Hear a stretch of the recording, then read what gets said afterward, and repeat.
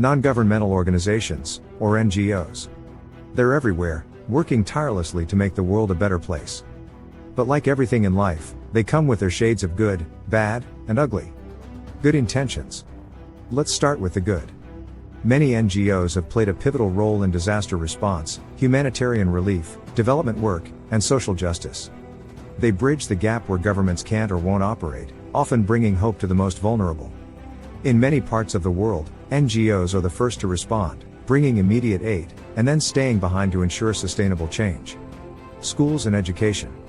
NGOs often set up schools in underserved regions, ensuring children have access to education regardless of their socioeconomic background. They may introduce innovative and contextually relevant curriculum tailored to the specific needs of a community or region. Besides formal education, many NGOs offer vocational training to help adults and teenagers gain employable skills. NGOs frequently train local teachers, enhancing the overall quality of education and ensuring its sustainability. Many NGOs focus specifically on promoting education among girl children in regions where they may be marginalized. Hospitals and healthcare facilities. NGOs provide medical services in areas that lack proper healthcare infrastructure, ensuring that communities receive basic medical attention. They conduct health awareness campaigns on issues like sanitation, maternal health, and vaccination. Many NGOs work toward controlling and eradicating diseases by conducting mass vaccination drives and health checkups. This ensures that the community can take care of its health needs in the long run. Clean water. NGOs set up wells, boreholes, and water purification systems in areas that lack clean drinking water. Along with providing clean water, many NGOs also build sanitation facilities and promote hygiene practices. Some NGOs focus on water conservation, teaching communities sustainable practices to preserve their water sources. Solar energy. By setting up solar panels, NGOs provide electricity to remote areas, making a significant impact on the daily lives of the inhabitants. NGOs promote the use of clean and renewable energy sources, emphasizing the environmental and long-term economic benefits. They also provide training to locals on setting up and maintaining solar installations, ensuring sustainability. Solar energy can be a cost-effective solution for regions where setting up a traditional power grid might be expensive or impractical. The bad, NGO controversies. There are times when NGOs face criticism. Some say certain NGOs can be out of touch with the real needs of the communities they're supposed to serve. There have been instances of misuse of funds, mismanagement, and even cases of harm. Sometimes, well-intentioned projects can have unintended negative consequences if not culturally or contextually aligned. Then there's the debate about the savior complex and whether some NGOs inadvertently perpetuate the very issues they aim to solve. Corruption. Some NGOs have faced allegations of misappropriating funds meant for developmental projects or charitable causes. There have been instances where fake NGOs were set up to scam donors. Theft. Resources like food, clothing, and medicine, meant for beneficiaries, might sometimes be stolen or sold off. In addition, some NGOs might inadvertently support armed or military groups either through stolen resources or by paying for protection in conflict zones. NGOs have also faced accusations of spying or collecting data for foreign governments. The white savior complex. NGOs have been given the label of white savior, which is an ideology that white people acting from a position of power or superiority attempt to rescue, liberate or uplift non-white people or communities. Some NGOs, particularly those from the West working in developing countries, can sometimes be accused of imposing their views or values without understanding local customs and traditions.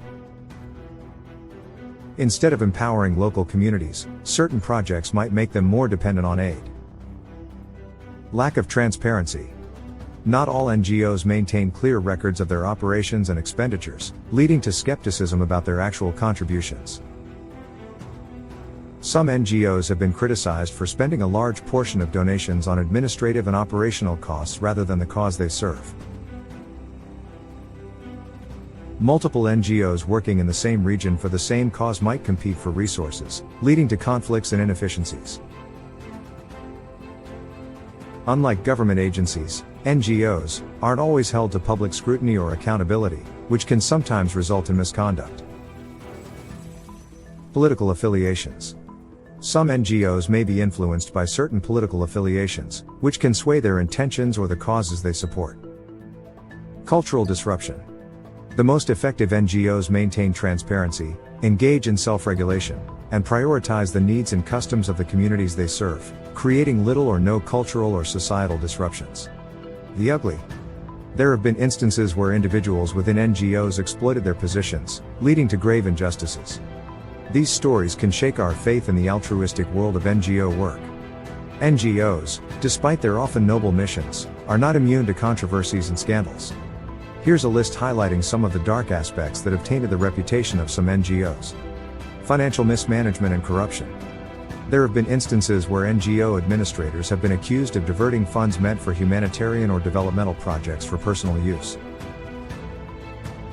Some NGOs do not maintain transparent records, leading to doubts about their financial integrity. Scandals. Sexual misconduct. Over the years, various NGOs, including some major ones, have faced allegations of sexual misconduct by their staff. This includes exploitation of the vulnerable populations they were supposed to serve.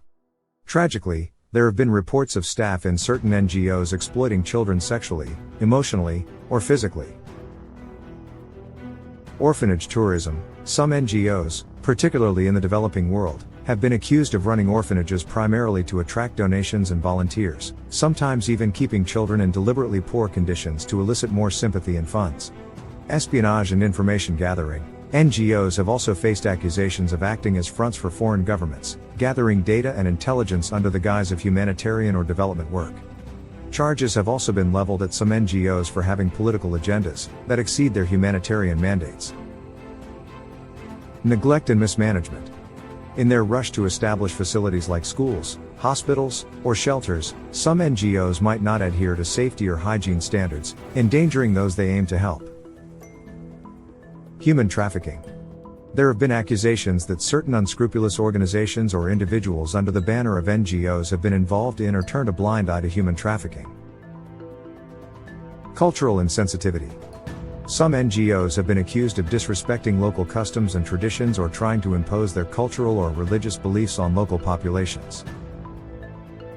There have been projects that have had negative environmental and social impact. Not all projects initiated by NGOs result in positive outcomes. Some might have unforeseen environmental repercussions or could lead to the displacement of local communities. On occasion, NGOs might bypass local authorities or governments, leading to tensions and mistrust. With proper oversight, transparency, and accountability, NGOs will fulfill their intended purpose and maintain the trust of the public and the communities they serve. These problems remind us that even in the most well-intentioned sectors, vigilance is essential.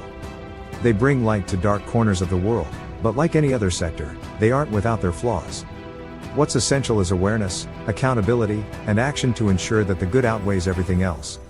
In conclusion, while many NGOs around the world do commendable work, it's crucial to recognize that they, like all institutions, have their flaws and need to have checks and balances and a code of conduct to prevent future controversies. We hope you've enjoyed this deep dive into the inner workings of NGOs. If so, please support our content with a like, share and subscribe. And thanks for watching.